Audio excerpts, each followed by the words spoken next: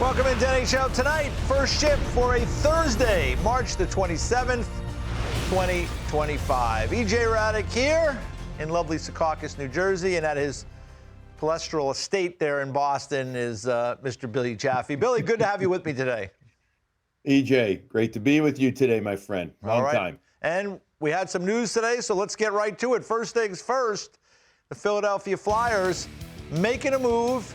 And here's the news from Danny Briere, the general manager of the Flyers. John Tortorella is out.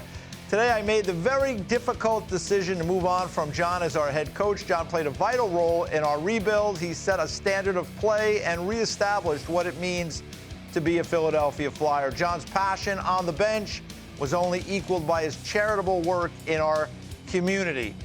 As we move into the next chapter of this rebuild, I felt this was the best for our team to move forward. I'd like to thank John for his tireless work and commitment to the Flyers. And with that, Jaff, we're going to bring in Kevin Kurz, who covers the Flyers for The Athletic. And Kevin, let me get your reaction. We know that Torts, after that loss to the Toronto Maple Leafs, had comments, just talking. He kind of looked like a beaten guy, really. And watching, we did the Flyers game against the Hawks on Sunday. It was the same thing. He looked pained behind the bench. But with all that said, were you expecting this today or maybe at the end of the season? Not today. It wouldn't have shocked me if this had happened at the end of the season. But the fact that it came today was surprising. And, obviously you look at the last two games, they give up 7 goals in each of the two games, one to a bad team in Chicago on Sunday, one to obviously a much better team in Toronto on Tuesday. And you're right. He did look particularly worn down after Tuesday's game. And, to me, it was just as interesting to hear some of his comments on Tuesday morning in Toronto at the morning skate, in which he said he has to coach differently, right? He wasn't erupting. He wasn't really exploding at them on the bench. He called timeouts in the second period of each of those two losses, and he wasn't exploding on the bench, yelling and screaming like we've seen him do in the past. He was much more measured. And I think that was just a reflection of him understanding that it's not a very good roster. This was a team that wasn't very talented, and they removed 3 top 9 forwards over the course of the last 6 weeks via trade. And they were also a little bit emotionally beat down, I think, from the fact that they lost some of their very close friends. Frost and Farabee, who went to Calgary, were very close with some of the other guys in their age range. Scott Laughton was the emotional heartbeat of this team. And I don't think it's any accident or it's a coincidence that the team really started a nosedive after they traded Laughton. I just think the buildup of losing so many guys in a short period of time sort of took its toll, and it took its toll on Tortorella as well. So, we haven't spoke to Danny Briere yet, so we can't say for sure if those comments he made after the Toronto game are what directly led to this, but they probably didn't help. So, Kevin, what would you say the 3 years of John Tortorella running the Flyers bench will be remembered for most? Yeah, it's an interesting question because, when the new regime took over less than 2 years ago, that's Danny Briere, Keith Jones, and Dan Hilferty, the chairman. They made it very clear that John Tortorella was pretty much the standard bearer on the day-to-day aspects of the organization, obviously from a team perspective of this so-called new era of orange, right? Dan Hilferty called him the spiritual leader of the organization. So, they relied on Tortorella to put a standard in place, especially with these young players, to reset the culture. And, a lot of the things that Tortorella did were eventually reflected in the moves that Danny Briere made. When he traded Morgan Frost and Joel Farabee, these were two guys that everyone knew at times were in John Tortorella's doghouse. You go back the year before that, resetting the culture, Kevin Hayes, Ivan Provorov, Tony DeAngelo. These were guys that clearly were identified not just by Briere as players that they wanted to move on from, but also by John Tortorella, who was around them on a day-to-day basis. So, we'll see how it works out. Obviously, this is a very young team. A lot of these guys now have spent multiple years under Tortorella with mixed results. But generally, a lot of them did take steps forward, or at least showed promise that they could turn into very good NHL players. maybe that's something that benefits them in a few years down the line. We'll see if that's something that, they benefit from in their careers. But I think if you look ahead with this organization, Briere's going to try to add some pieces this summer. They've made no secret about now they're going to try to turn it around a little bit. They want to add pieces. They want to add more talent. The subtracting is pretty much over. And for whatever reason, they don't see Tortorella as part of that future. Hopefully, Danny Briere gives us a few more, gives us a little bit of insight into that later today. All right, Kevin, listen, thanks so much for the time. I know it's a really busy day for you. I'm looking forward, like you are, to hearing from Danny Briere a little bit later. But thanks again for the time today. Yep, good seeing you guys. Take care. All right, Kevin Kurz covers the Flyers for The Athletic with some really good insight there. Jeff, I would just say to you, was this not inevitable? With a rebuilding team, all good coaches, and John Tortorella is a very good coach, they want to win, and they want to win today. It is very difficult for them to go through a long rebuild, and that's what it's going to be in Philadelphia. It is going to be a long rebuild if they want to get to the very top of this league. They are limited to the number of prospects they have in their group right now. They haven't drafted well. They had a huge miss in 2017. That's the way it goes sometimes. They had the second overall pick. They took Nolan Patrick. They could have taken Cale Makar. They could have taken Miro Heiskanen. The list goes on and on. They missed on Jason Robertson twice. They could have had him in the second round. So they haven't drafted well. It's a new regime. They have to start over. At the end of the day, wasn't it inevitable that Torts was not going to be able to live through this with the competitive fire that breathes within him on a day-to-day basis? It sure seems that way, my friend. It seems like that this was a fait accompli. If I said that wrong, forgive me. I wasn't a linguistic major in college. Listen, it was, he had so many Torts moments. Like he has over his career. That's what makes this guy so much fun at times to cover, and I'm sure at times difficult as well. And to play for as well. I know players usually they love to say he's player first coach, etc. He's fiery, he's everything. But when it's all said and done, your comments about the fire to win, the will, the desire to win, this did not seem like the right fit from the. Now I'm outside looking in. I'm not there just like you every day, but this doesn't seem like the right marriage, so to speak, for the personality, the desire, and where he's at in his career to probably want to keep doing this. It seemed like a tenuous situation. That doesn't mean bad. It just doesn't seem like the fit was always, was going in the right direction. Yeah, he had them playing pretty well earlier in the season. Lately, it, as Kevin said, got rid of a bunch of guys. But, come on, that lineup is depleted now. The goaltending hasn't been great all year. I don't know how much more they could do, but when it's all said and done, the guy behind the bench has got to believe in it. You got to see the fire in him. And if Torts doesn't have that fire, if he, like you said, Kev, he seems defeated. If that's the case, what we're seeing is true, then you got to make a move. And that's what they decided to do. Yeah, he did look pained, certainly behind the bench in that game that we did for the NHL Network on Sunday at Chicago. And he had the same expression both during and after the game against Toronto. The team got 7 goals in back-to-back games. I would say that Torts came in. This is the thing, right, Billy? Torts got hired by the Chuck Fletcher regime when Chuck Fletcher was kind of on the way out. In fact, I don't think it was a hire that Chuck made without real assistance from ownership, really. It was really, I don't know if Chuck was the guy that went through that and ended up with John Tortorella. But nonetheless, he was there. And as Kevin talked about, spiritual leader, Dan Hilfrey talking about that. And he really, I thought, did reestablish a culture in Philly for those first 2 years. And even into this year, you went into Philly, they played hard. They played hard for John Tortorella. They were not that team prior to him getting there. They were kind of lost in the wilderness a little bit about who they were as a team, which is shocking because the Philadelphia Flyers, if nothing else, they've had an identity since they came into the league in 1967. So he did reestablish that. I think at the end of the day, they subsequently hired Danny Briere and Keith Jones. They take on this really big rebuilding job there. So they weren't lined up in terms of, where everybody was. I think they've gotten along fairly well until more recently when players departed and the team really struggled. And, Billy, the telltale sign for any organization is when they have bad goaltending and they do really nothing to fix it. That tells you that they are fully in on the rebuild, because that mitigates against John Tortorella coaching guys up, playing well, playing hard, competing. When you're giving up bad goals night after night after night, it is hard to stay on top of your game.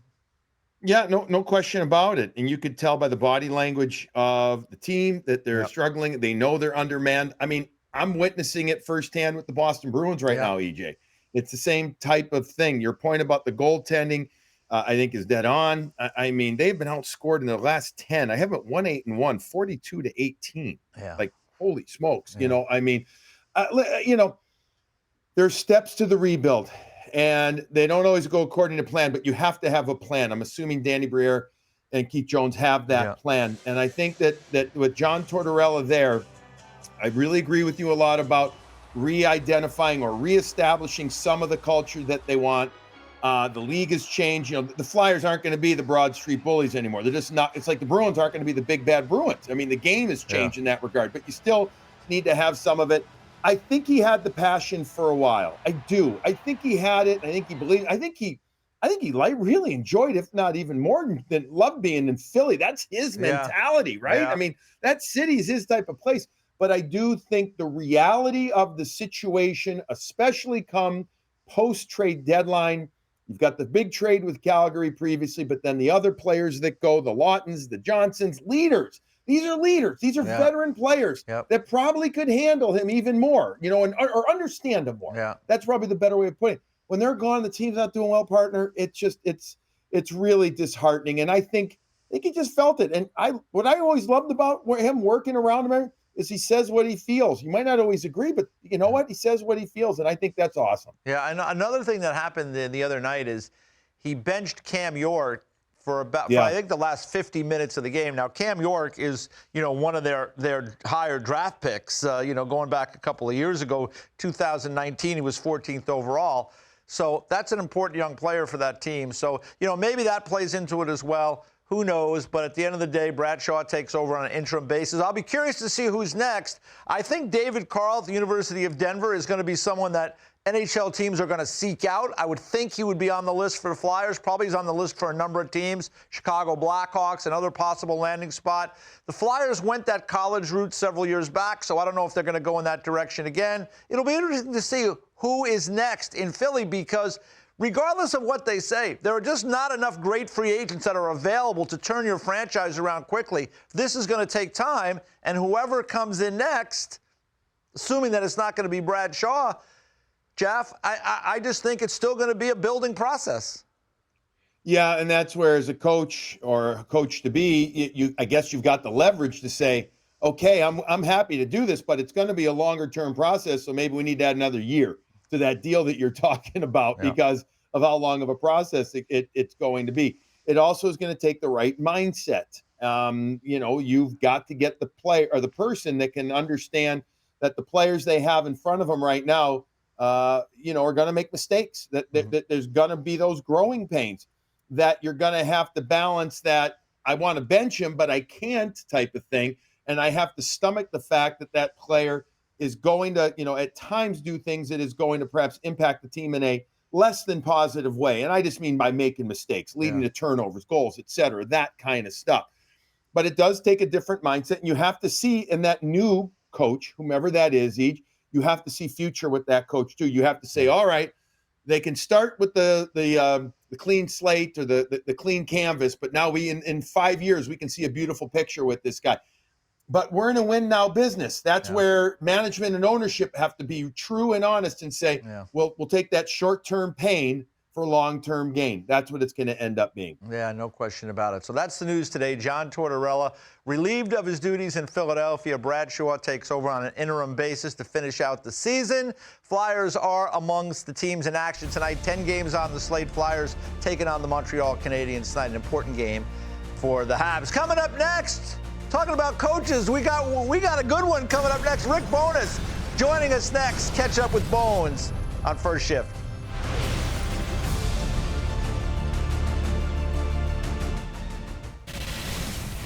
take a look at the career resume, and it's a lengthy career resume for Rick Bowness. You can see there, 6 seasons as a player, 14 seasons as an NHL head coach. He was behind numerous benches as an assistant coach, coached the Winnipeg Jets over the last couple of years before stepping away after the 2023-24 season. He's in Winnipeg today, and he's nice enough to take a few minutes to join us. So, Rick, thanks so much for the time. We really appreciate it. You look great. I guess time away from the bench is always good for you coaches, because it is a tough job. We're learning about it again today with John Tortorella. Let me get your thoughts. I mean, what was your feelings when you heard that news today about John Tortorella being out? A little disappointed, shocked at this time of year that they made that move. But again, no one knows what goes on behind the scenes of every team. So whatever was going on, we don't know, and that's fine. All I know is this: Torts is a great coach, and he's a great human being, and we all know the passion that he brings to the game. I know he would have worked his butt off tirelessly to do everything he could to make that team better. Listen, there's not a coach in this league, and I don't care who you are, that is going to win in this league without consistent NHL goaltending. Yeah. Coaches rely on goaltending more than anything. Everybody can have a bad game. Your goalie can steal your game. But if your goaltending isn't NHL caliber on a consistent basis, it's going to be a struggle, and it rubs off on everyone. But I do know this: Tort's a great coach. He's a great human being. I love his passion. I love the way how hard his team's played. This is a very unfortunate day for me, because I hate seeing coaches get fired. I do. And again, at this time of the year, it's exceptionally tough. But this is a tough job. There's no question. And I know he gives it everything he can. As we all know, we love his passion. We love his work ethic. And I always loved how his teams played. So I wish John nothing but the best. And that's a very sad, disappointing day for me to see him replaced. Bones, take us kind of behind the curtain a little bit when a coach does get fired. I mean, what's it like with regard to, most guys around the league texting each other and everything, talking about it? Do you keep to yourself? What's it? I know every situation is different, but what would you say is a typical scenario like this, Bones, when a coach gets told that they're being fired? Well, I've been the oldest coach in the league for a while. So the last couple of years, anytime a coach got fired, I always reached out to them. And I certainly reached out to John this morning after I heard the bad news. And listen, he's got a lot of friends. He's got a lot of respect around the league. I'm sure there's going to be a lot of NHL coaches reach out to him today. None of us, listen, I've been there too many times where you're fired and you're walking out that door and you're not ready to go. So I do know that the respect he has around the league from all his peers. I'm sure there's going to be a lot of coaches reach out to him today, and very well deserved. You hit it on the head, I think, with the goaltending thing. I mean, they have not had good goaltending all year, and they really, as an organization, haven't made any effort to fix it. And I think that's part of the idea that we're rebuilding. We, from a bigger picture, up in the management suites, they're trying to rebuild this thing. When you have to rebuild, you need draft picks. You need young players to come in.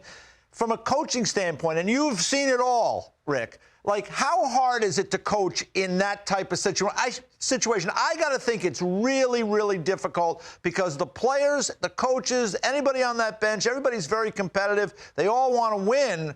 It's got to be extremely difficult to coach in a situation where it's mostly about a rebuild.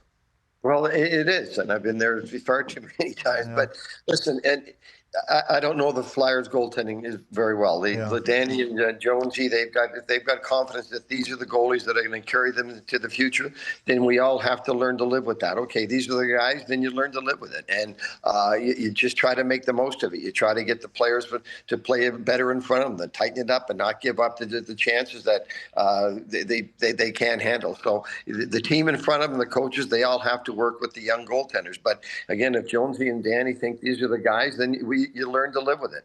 And it's not easy. And because, listen, when that puck drops, whether you're on a rebuild or you're challenged from the Stanley Cup, everybody wants to win that game. And no matter what your status is in the league, no matter where you are in your development, the puck drops.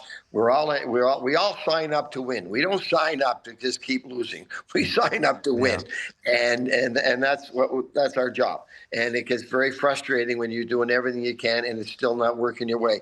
That being said, you have to keep your head. You do. You have to keep the focus on where the organization is going, and which is hard to do when you're standing behind that bench because we take the brunt of it. We do.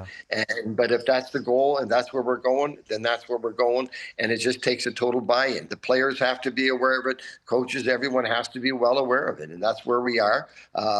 Again, it's what we sign up for. But we're all competitive people, no matter what. And all those things go out the door when that puck drops and you're ready to go for 60 minutes. And then you have to deal with whatever happens during that course of the game. You deal with it and you move on. You get ready for the next game. All right, Bones, two teams that don't need help, at least in theory, in their goaltending department, the Winnipeg Jets and the Dallas Stars, two teams that you know very well. Let's put on that studio analyst suit of yours. You're always sharp dressed too, buddy. Judy dresses me, you know that. That's right. But, as you look at those two teams in particular, which you know very well, having been the main guy there, what are you thinking as they get set to head on what they each hope is a long playoff run? What do you think their chances are?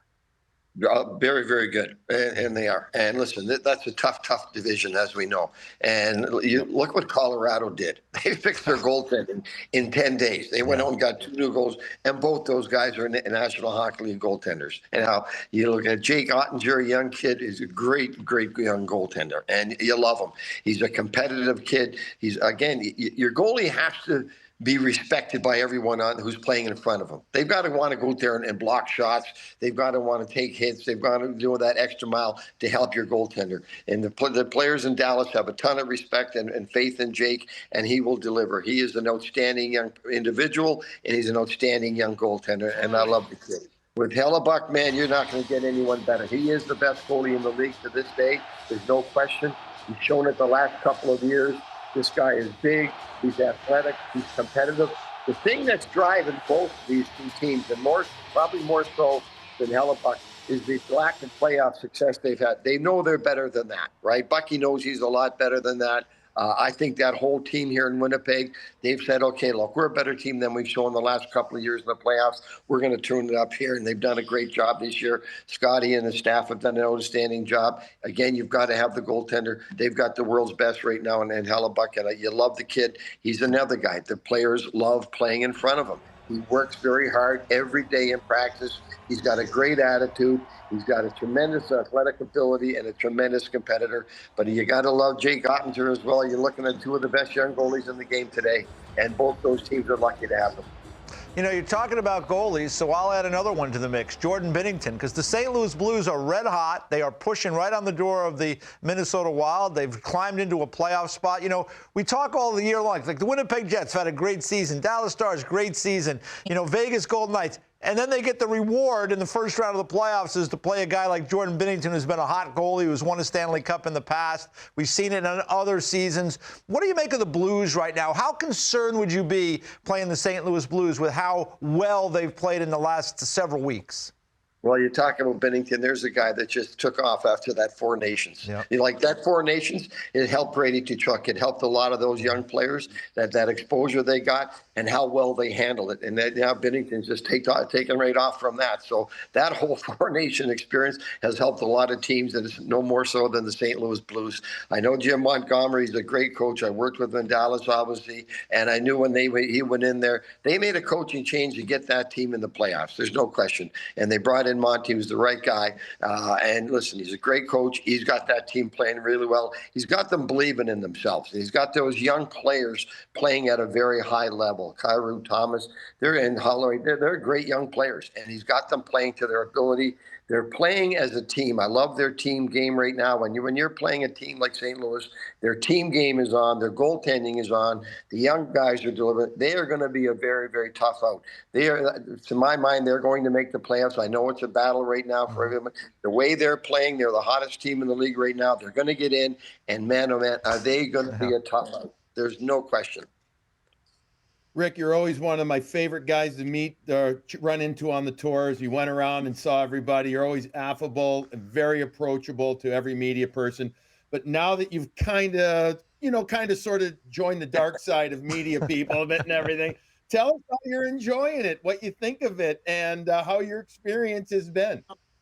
Listen, when I stepped away from the coaching last year, I knew I would miss everything about it, and I do. And I really miss the interaction with the players, miss the interaction with the coaches and the trainers, and with the people like yourself. I've got both of you guys. I've been around the league so long. You meet some great people in our game. Hockey people are great people, as we all know. And I miss seeing everyone like you do when you go on the road and you're seeing familiar faces. You know what? Around the league, you get the same bus drivers. You get the same attendants at the rink. And you say hi to them. You get kind of a little bit of relationship with them. So I miss all of that. Being on this side of it, you're not doing that, right? Yeah. You're doing it in the studio like you guys. You're not out there with that personal face-to-face interaction with everyone around the league. And that's what I miss the most. You miss the competitive juices, there's no question, but you miss the interaction with a lot of great people like you two guys, right? I don't get to see you guys, but now I get a chance to talk to you. So I don't mind the studio work. It's fun. I've been a great crew with the TNT guys.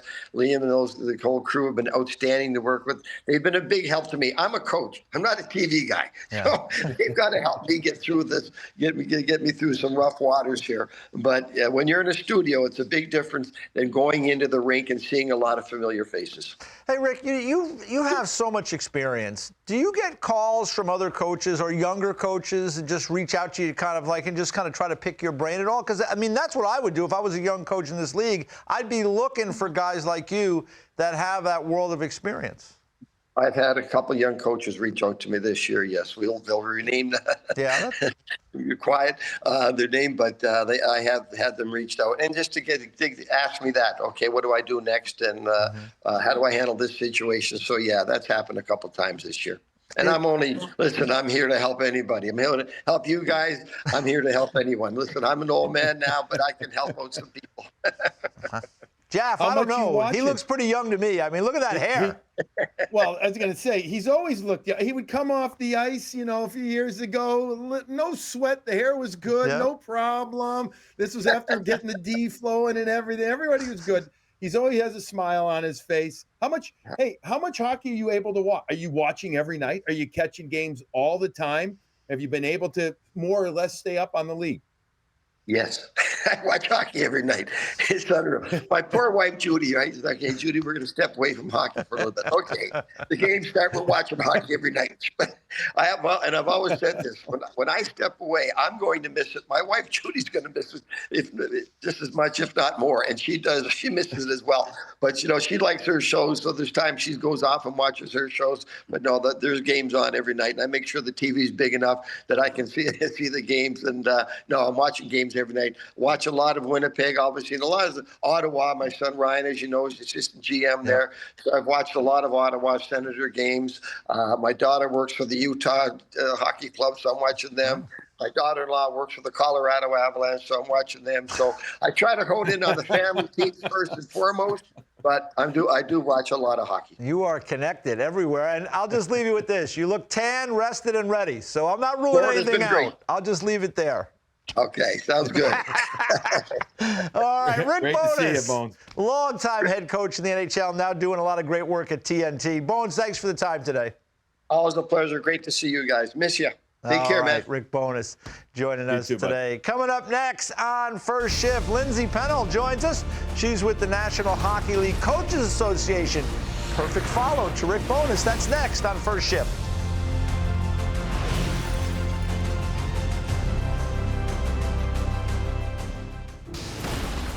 Take a look at the impressive career profile of Lindsey Pennell. She is the executive director of the NHL Coaches Association. You can see there she oversees the NHLCA's female coaches program, and that program is in its 5th year and has over 100 women in it. So she has been doing a great job, and she takes the time to join us right now. Lindsay, thanks so much. EJ Radick and Billy Jaffe here. And, I want to start. I got to see you down in Florida. You were at the GM's meetings. You made a presentation to the general managers. I would say twofold. First of all, what's it like walking into that room and making a presentation to those kind of grumpy guys in there? And what was the presentation about? Well, I won't read too much into the fact that I was on the final day of 3 days of meetings. So I'm sure everybody was ready for maybe a little bit of breath of fresh air as I went in to talk about our diversity coaching programs. You know what? I'm really passionate about this subject, and I was excited to talk to them. And I feel, even just from the feedback I've had since those meetings last week, a lot of positive responses. So overall, I think it went incredibly well.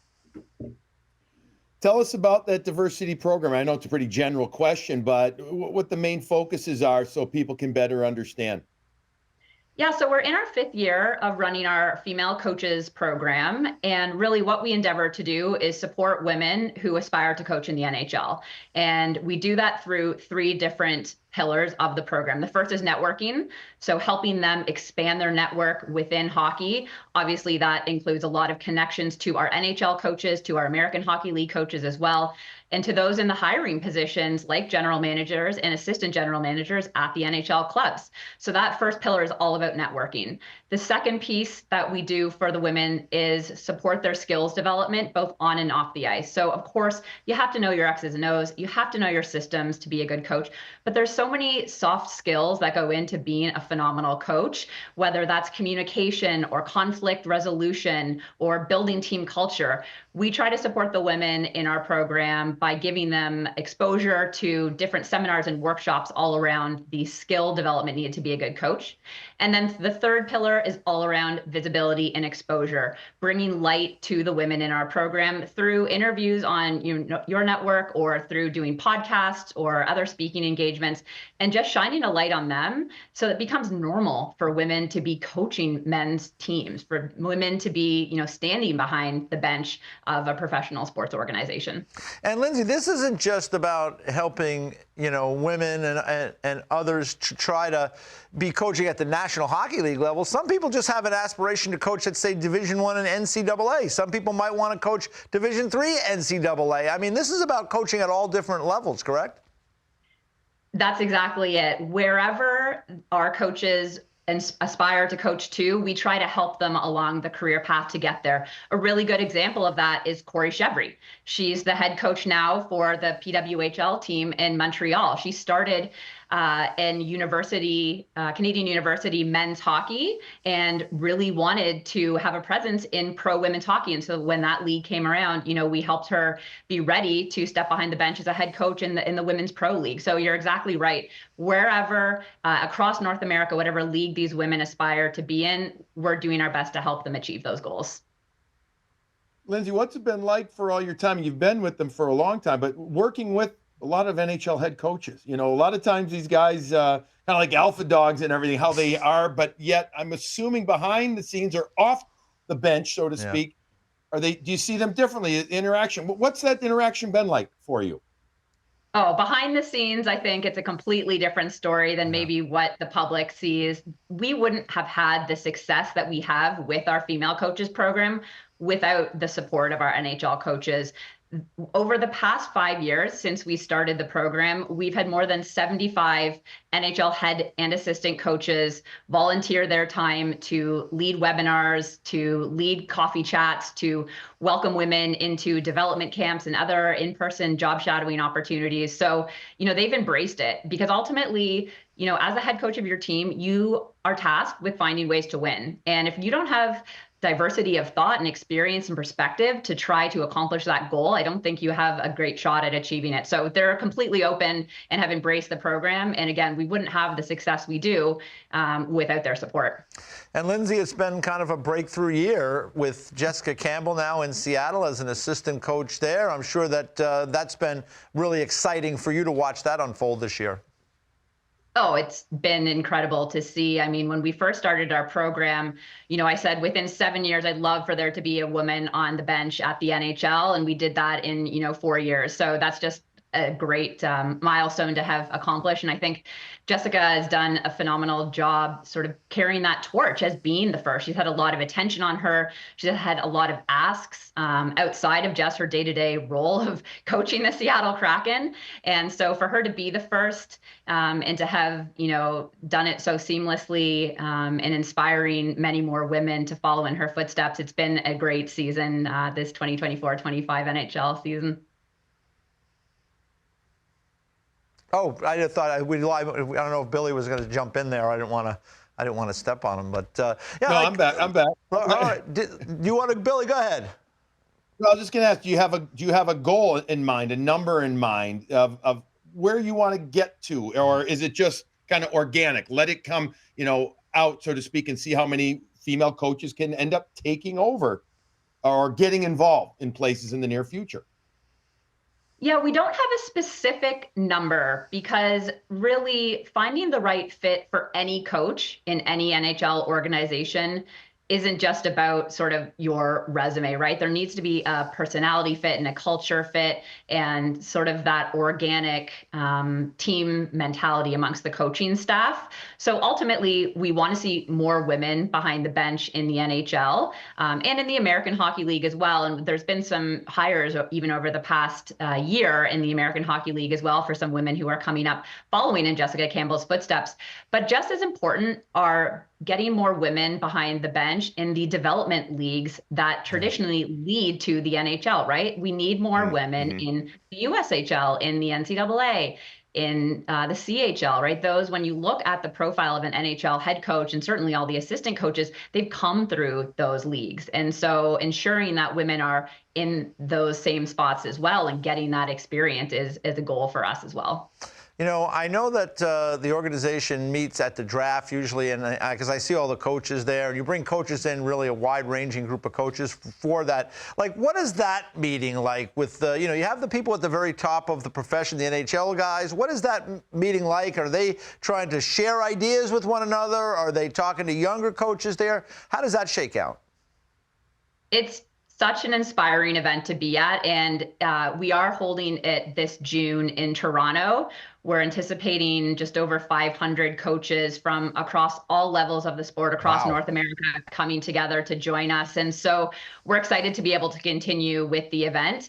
Really what it's about is providing a platform for coaches to expand their network and to share ideas and to take something away from it. And honestly, I hear from our NHL coaches how much they learn themselves just being there and sitting around a table with, a major junior coach who's got a great power play for their team that season, and what tips and tricks can they take back to their NHL organization. So just sort of seeing how organic it is when coaches are just there in the off season, when the pressure is removed, everybody is just kicked back and relaxed and sharing ideas and connecting over a coffee.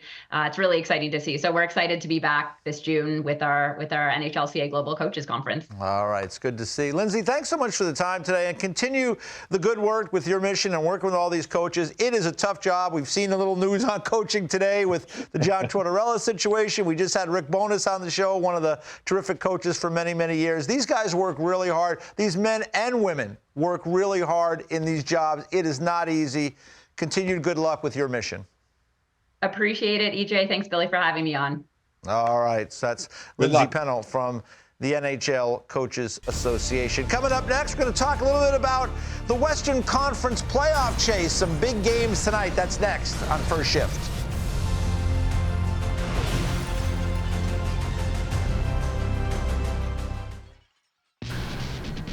The Ovi chase continues. The Grade 8 in action tonight in Minnesota.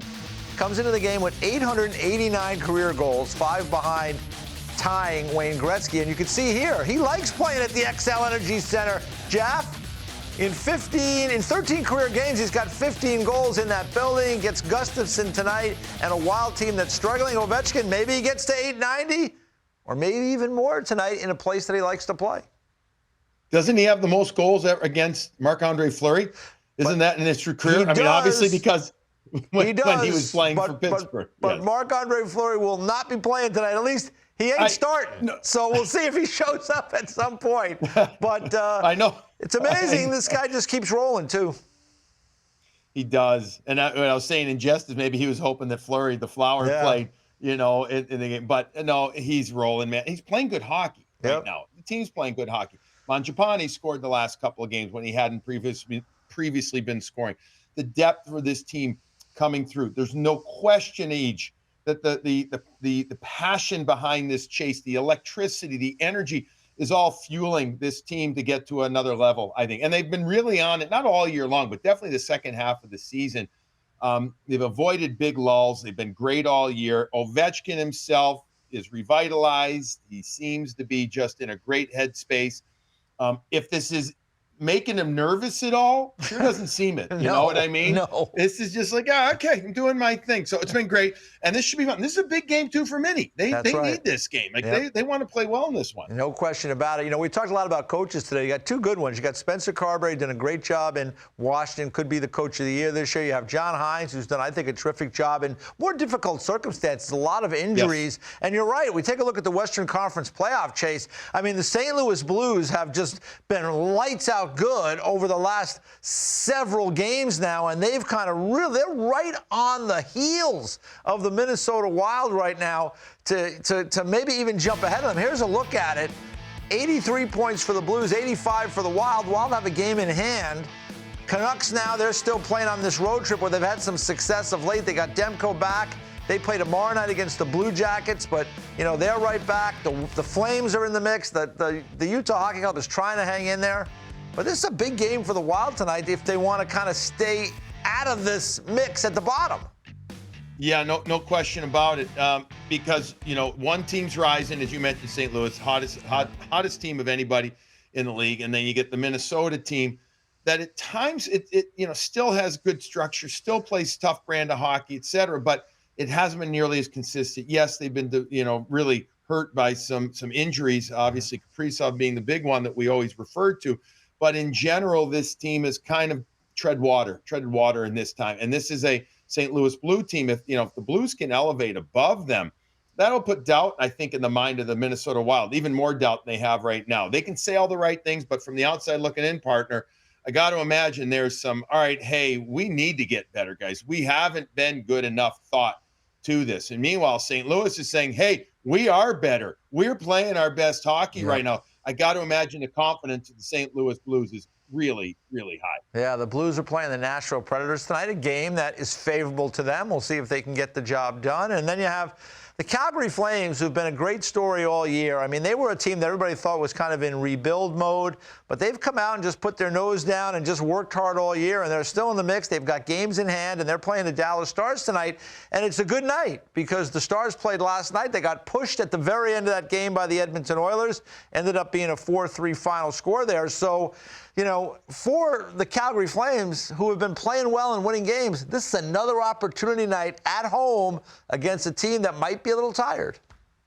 And maybe just a little more revved up playing the Edmonton Oilers. I know the Oil have struggled a bit lately, but still the Edmonton Oilers. And, not every key player, obviously Draisaitl and McDavid not there, but still there's something about, you're playing a team that's been in the Stanley Cup final. And now you're going to play Calgary. Not that you can take your foot off the pedal against them because the Flames have been playing pretty good brand of hockey, but it's just a different mindset. With all that said, Calgary, and I'll throw this back at you. I mean, should Ryan Huska get considered for Coach of the Year? I don't know if he'll get enough votes, but I mean, you can make that maybe the discussion worthy because, as you said, everybody thought they'd be rebuilding. I didn't think they'd be in the playoff race, and they've done that. They brought it there, and he's getting a lot out of guys like Jonathan Huberdeau, who has kind of morphed into a more complete player. So there's something to be said for that you can't look past coaching there. I listen, this Dallas team, I really, really like them. I mean, Pete DeBoer was not happy after last night's game. He talked about how he played a, quote, immature brand of hockey at the end of the game there, letting Edmonton back in. But I want to wrap my arms around this team. And at times I'm looking ahead and I'm saying come playoff time, what are they going to be? Now, granted, They got Colorado in the first round. That's going to be tough for anybody, no matter what. Yeah, and Miro Heiskanen, in his situation, we still don't know if he's going to be back to play. Right. And I think when you look at the Dallas Stars against the Colorado Avalanche head-to-head, that's a tough series to play without your number one defenseman. Harley's been good, but still, they really miss Miro Heiskanen in that kind of scenario. We'll see if he can get back and be in the lineup for the Dallas Stars. Coming up next, we got Billy Jaffe here today, so we got to weigh in on a little kind of Boston adjacent. Brad Marchand, what's going to happen with him? Is he going to be in the lineup in Florida soon? We'll discuss that next on First Shift.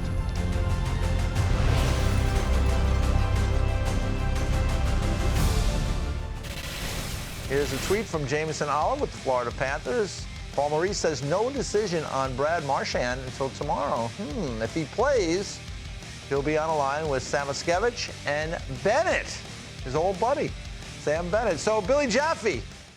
Go figure. Go figure. You watched Brad Marchand for many, many years. I mean, what do you expect?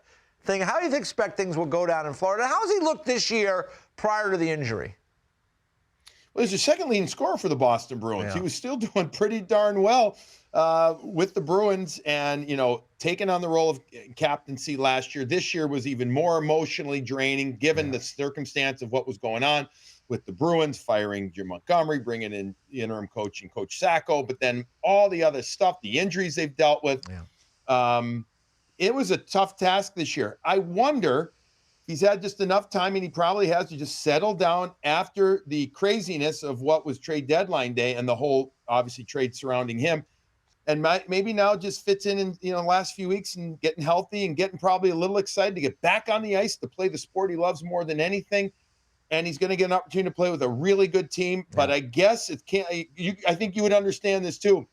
It was tough on a lot of people in the Boston Bruins organization and all their fans to see him go to the Florida Panthers. I think it's going to be even tougher to see him on the line with Sam Bennett, who became right up there as public enemy number one for the Bruins for what he did to Brad Marchand last year in the playoffs. Yeah, wow. Well, we'll see how that plays out. Really quick, Billy, of the 10 games tonight, we got a really good one in Colorado. The Avalanche and the Kings.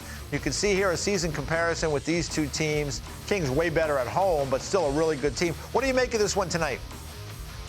Avs really good at home, right? Kings not very good on the road. Nathan MacKinnon and the depth of the Colorado Avalanche really handling things well at Ball Arena. I think it's going to be tough for the LA Kings, despite the fact that they've been playing very good brand of hockey. They swept a quick homestand at home. One of those games was over the Bruins and the Rangers, etc. Listen, should be a fun game. I am looking forward to watching this one. What do you think of this game tonight, Each? I'm looking forward to see Quentin Byfield. His continued development has been really fun to watch this year. Here's a big spot on the road. Let's see if the big young guy steps up and plays well tonight. Should be a good one.